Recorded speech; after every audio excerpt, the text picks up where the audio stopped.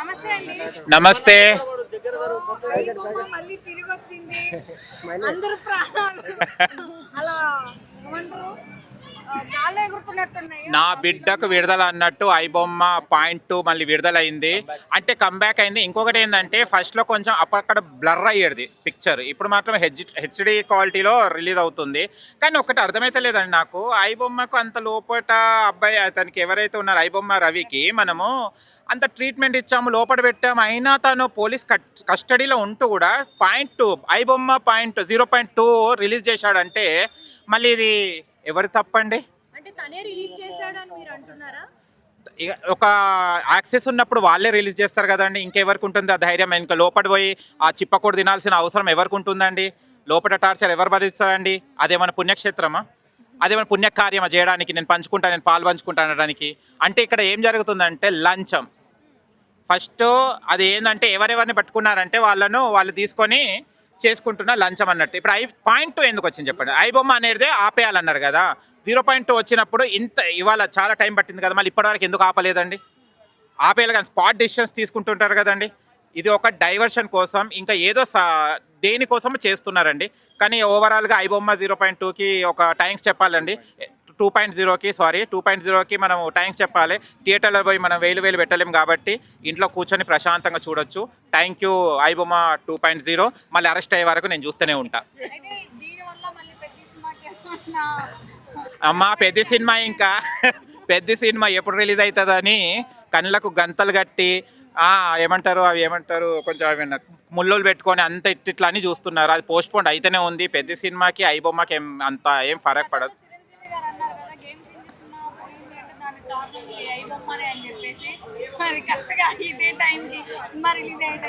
ఇగో ఏ బొమ్మలు రిలీజ్ అయినా సినిమాలకు దమ్ము ఉంటే ఏ బొమ్మ ఏమి చేయలేదండి. ఎన్ని సినిమాలు రాలేదు, ఒక గేమ్ చేంజర్ కన్నా ముందు ఎన్ని సినిమాలు రాలేదు, ఐబొమ్మ ఎన్నిటికి లేదు, ఇప్పుడు మొన్న ఎన్ని సినిమాలు రాలేదు.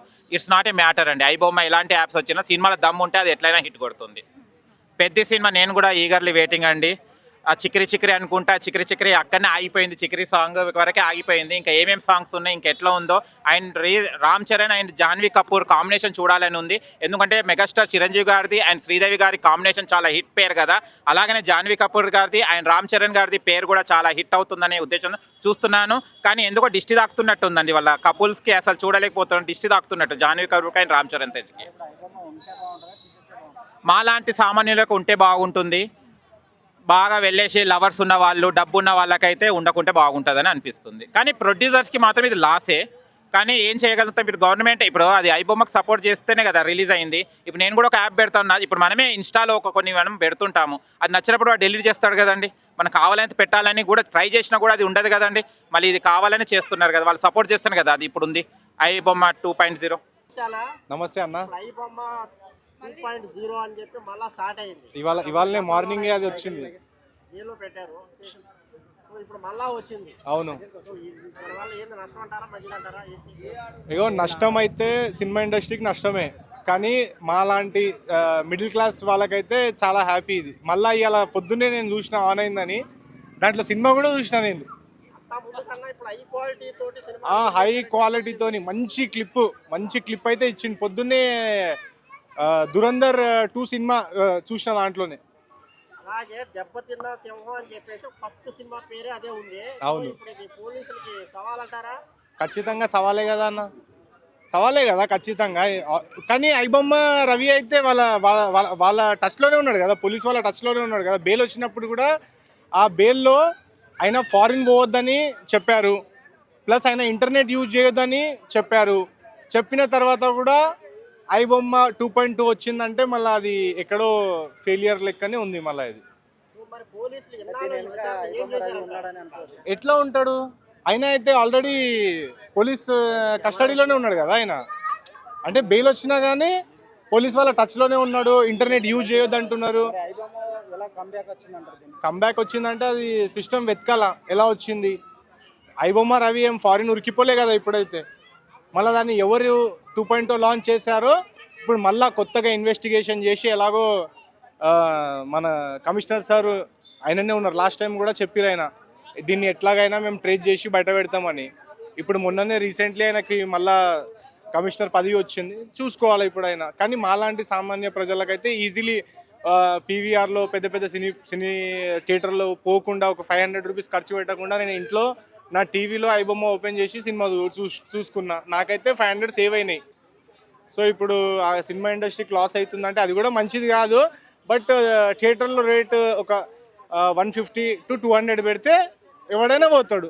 500 టికెట్ రేట్ పెడితే ఎవడు పోతాడు? ఎవడు పోలేడు, మిడిల్ క్లాస్ ఫ్యామిలీ వాళ్ళు. సో అట్లుందన్న. ఇన్ని రోజుల విచారణలో మరి ఎందుకు ఏం చేశారంటారు? ఏం చేశారంటే అది పోలీస్ వాళ్ళు చూడాలి మళ్ళీ. ఎందుకంటే వాళ్ళ చేతిలోనే సిస్టమ్ అంతా ఉంది. లేదన్నా లోపల ఏమైనా లూప్ హోల్ ఉందా అనేది కూడా వాళ్ళకే తెలియాలా. సో పోలీస్ వాళ్ళు కొంచెం స్ట్రిక్ట్లీ, ఇది ఎట్లా అయిపోయిందంటే అన్న ఎంటర్టైన్మెంట్ లెక్క అయిపోయింది. ఒక మొన్నటి వరకు మంగ్లీ న్యూస్, ఇవాళ బండి సంజయ్ గారి ఇవాళ న్యూస్, ఇప్పుడు ఇది ఐబొమ్మ వచ్చింది. ఇది ఎట్లా అంటే పబ్లిక్ ఒక ఎంటర్టైన్మెంట్ అయిపోయింది. వస్తున్నాయి న్యూస్, వెళ్ళిపోతున్నాయి, కానీ పబ్లిక్ కోసం మంచిది ఏం జరుగుతలేదు. ఇది ఇటు ఏమంటున్నారంటే బండి సంజయ్ కొడుకు టాపిక్ ని డైవర్ట్ చేయడానికి ఐబొమ్మ రీఓపెన్ చేశారని చెప్పేసి అంత సీన్ ఉండదు అన్న, అంత సీన్ ఉండదులే. ఐబొమ్మ చిన్న విషయం అన్న, అది చిన్న విషయము. ఒక పెద్ద సెలబ్రిటీ వచ్చి మాట్లాడితే టాపిక్ డైవర్ట్ అయిపోతుంది. ఇది టాపిక్ ఎట్లా అయిపోయిందంటే ఏమైనా మాట్లాడతాం అనుకో, ఇప్పుడు ఒక మళ్ళీ పెద్ద సెలబ్రిటీ న్యూస్ వచ్చింది అనుకో, మళ్ళీ టాపిక్ డైవర్ట్ అయిపోతుంది. సో ఐబొమ్మకి దానికి సంబంధం లేదన్న, అది డిఫరెంట్, ఇది డిఫరెంట్. మిడిల్ క్లాస్ వాళ్ళకే బెటరు. తీసేయడం అంటే ఇప్పుడు సినిమా ఇండస్ట్రీ వాళ్ళకి మంచిగా కావాలంటే సినిమా ఇండస్ట్రీ వాళ్ళు థియేటర్లో రేట్ తగ్గించాలా, 120 రూపాయలు టికెట్ పెట్టాలా. ఎందుకు రారు? మిడిల్ క్లాస్ ఫ్యామిలీ ఖచ్చితంగా వస్తారు కదా. మిడిల్ క్లాస్ ఫ్యామిలీ వాళ్ళు థియేటర్కి రావాలంటే మీరు రేట్లు 100 కోట్ల రెమ్యునరేషన్ తగ్గించచ్చు కదా. తగ్గించచ్చు. అది ప్రొడ్యూసర్కి బుద్ధి ఉండాలా. ఒక పెద్ద ప్రొడ్యూసర్ కానీ చిన్న ప్రొడ్యూసర్ కానీ సినిమా తీసేటప్పుడు నేను ఇంతే ఇస్తా అని సినిమా తీస్తే ఆటోమేటిక్లీ మీ అందరికి తెలుసు అనుకుంటా అల్లు అర్జున్ గారు ఎలా రెమ్యునరేషన్ తీసుకుంటారు. ఇంత కలెక్షన్ అయితే ఇంత % ఇవ్వు అని అలా పెట్టాలి. మళ్ళీ అలా పెట్టినా కానీ మంచిదే కదా అన్న. ప్రొడ్యూసర్ ఏం చేస్తారు అంటే ఇష్టం ఉన్నట్టు 300 కోట్లు 200 కోట్లు హీరోకే రెమ్యునరేషన్ ఇస్తే మళ్ళీ ఖచ్చితంగా సినిమా టికెట్స్ అయితే 1000-2000 పెట్టాల్సి వస్తుంది అన్న. పోదన్న. పోలీస్ కస్టడీలో రవి ఉన్నాగా ఐబొమ్మ 2.2 లాంచ్ చేసిరంటే ఆ వ్యక్తి తీసినోడానికి ఎంత ధైర్యం ఉండాలా.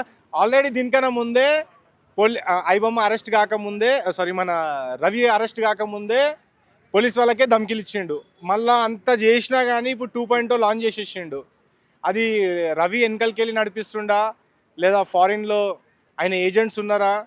ఇప్పుడు మన కమిషనర్ గారు దాని మీద ఎంక్వైరీ పెట్టి చేస్తే అవుతుంది. ఇప్పుడు అది మనం చెప్తే కాదు, అది మన సినీ ఇండస్ట్రీ పెద్దవాళ్ళు వాళ్ళందరూ కలిసి దాని మీద యాక్షన్ తీసుకుంటే అవుతుంది. కానీ నేను చెప్పేది ఒకటే, ప్రజలకి తక్కువ రేట్లో సినిమా టికెట్లు ఇస్తే ఖచ్చితంగా థియేటర్కి వస్తాం. 500-1000 రూపాయలు టికెట్లు పెడితే సేమ్ ఐబొమ్మ కానివ్వండి, వేరే మూవీ బజ్ అలాంటి దాంట్లో పోయి చూస్తారు ఎవడైనా సరే. కానీ అది ఇంత మిడిల్ క్లాస్ ఫ్యామిలీ అయినా సరే అంతే చూస్తారు. అందరికీ నమస్తే, దిస్ ఈజ్ కరాటే కళ్యాణి. మీరు మంచి న్యూస్ చూడాలన్నా, మంచి విషయాలన్నీ కూడా తెలుసుకోవాలనుకున్నా కూడా ప్లీజ్ సబ్స్క్రైబ్ వి ఛానల్.